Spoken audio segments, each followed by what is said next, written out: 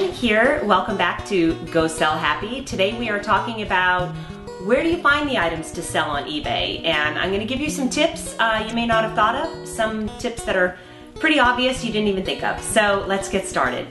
Okay, so a great place to get started that doesn't cost you any money selling on eBay is obviously your own house. So go through old sporting goods stuff sell, go through even your backyard, an old garden gnome, your kitchen. I ended up finding this in an old cupboard and I haven't used it in forever and a day. It's vintage wooden fish cheese tray and I can probably get 50 bucks for it. It doesn't cost me a cent. So again, go through your kids' old toys, just things you don't use anymore. That way, again, it gets you started making money without having to spend any money.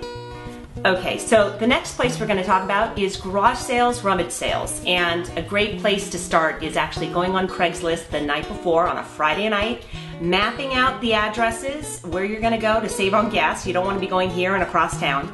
Look at the starting times. You're going to want to get your coffee. You're going to want to get on the road early. The early birds get the worm. You're going to get a lot of treasures out there. So again, Craigslist, map out where you're going to go the night before and get your coffee early in the morning and get going. There's just treasures out there to be found at garage sales and rummage sales.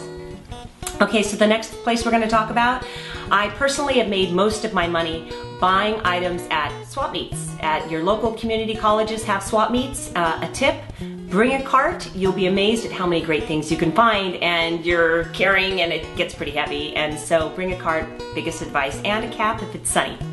Okay, so the next place we're going to talk about is estate sales. And estate sales are a little bit trickier. You know, they're more, vintage items that they're selling there, but the great news is there's not a lot of haggling. They have their prices pretty much set, whereas swap meets, you're going to have the haggling, which is fun too. But the estate sales, they're pretty firm on their prices, and you get some great treasures. I mean, this is a great example. I got this for a couple of bucks last weekend, and I put it online for $29.99. So I'm obviously more than tripling my money and then some. So estate sales, a tip for you.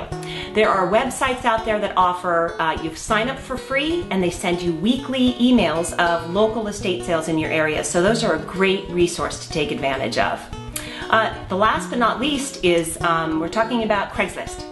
There is a link on Craigslist called Collectibles, and this is where a lot of people sell their stuff that aren't comfortable selling on eBay. Maybe they're afraid of the shipping or afraid of just the technology part of it. So that is definitely a win-win.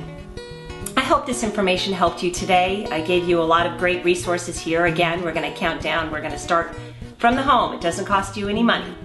The next, we're going to do garage sales, rummage sales, swap meets, local swap meets at your community colleges, estate sales, and last but not least, Craigslist. I hope this information was helpful for you today. Thanks for stopping by. Look for my next video. I'm Paula B, and Go Sell Happy.